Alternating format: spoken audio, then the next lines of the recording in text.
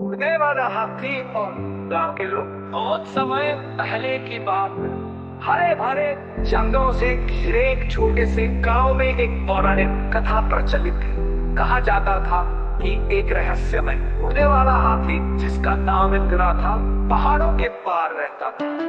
वो केवल तभी प्रकट होता जब गांव को उसकी सबसे अधिक आवश्यकता होती। एक साल गांव में भयंकर सूखा पड़ा।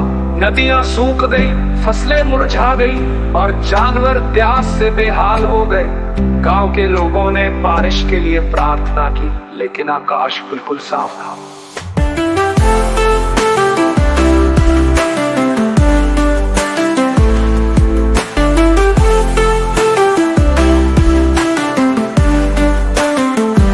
एक साल गांव में भयंकर सूखा पड़ा। नदियां सूख गई, फसलें मुरझा गई और जानवर प्यास से बेहाल हो गए।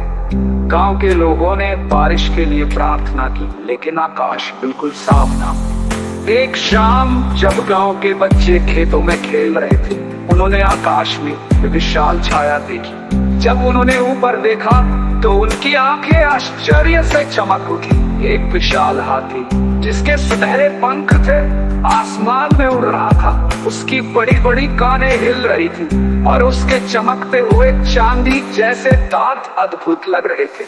गांव के सभी लोग इकट्ठा हो गए और आश्चर्य से उसे देखने लगे। उड़ता हुआ हाथी धीरे धीरे गांव के बीचों बीच उतरा।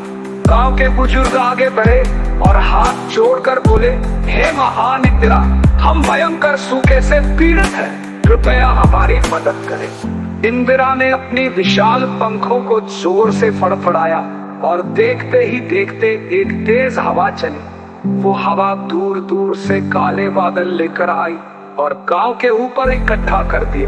कुछ ही मिनटों में आकाश गरजने लगा और झमाझम बारिश होने लगी। सूखी जमीन पानी को खुशी खुशी पीने लगी और गांव के लोगों ने आनंद में नृत्य करना शुरू कर दिया। बारिश होती रही और इंदिरा ने जोर से अपनी आवाज निकाली, जैसे गांव को आशीर्वाद दे रहा हो। फिर एक ऊंची छलांग लगाकर वो बादलों में समा गया और गायब हो गया।